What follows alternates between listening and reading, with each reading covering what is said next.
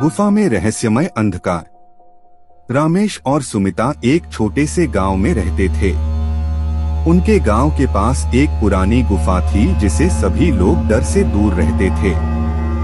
गांव वाले कहते थे कि उस गुफा में अद्भुत शक्तियां हैं और रात को वहां भूतों की आवाजें सुनाई देती हैं।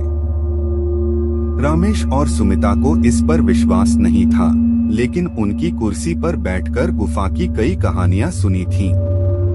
एक दिन उन्होंने तय किया कि वह गुफा जाकर देखेंगे।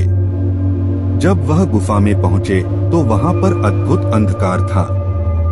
रामेश ने अपनी मात्रा लाइट चालू की और देखा कि गुफा के अंदर कुछ गहरे छिद्र थे जो कुछ आवाजें निकाल रहे थे। दोनों डर से कांप गए और वापस अपने घर आ गए।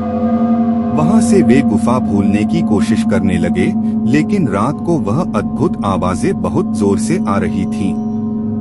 वह आवाजें आत्मा जैसी थीं, जो रो रही थी। रामेश और सुमिता ने फिर सोचा कि वह उस आत्मा को शांति कैसे प्रदान कर सकते हैं।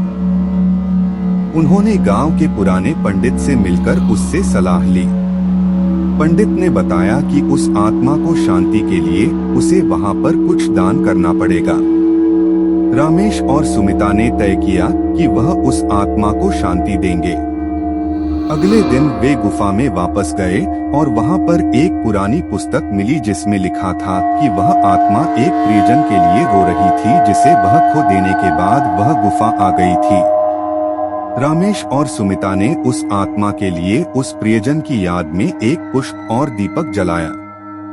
अचानक गुफा में से उस आत्मा ने आवाज दी, धन्यवाद, तुमने मुझे शांति दी। रामेश और सुमिता अब गुफा में वापस नहीं गए, लेकिन वे हमेशा याद रखते थे कि उन्होंने एक आत्मा को शांति प्रदान की थी।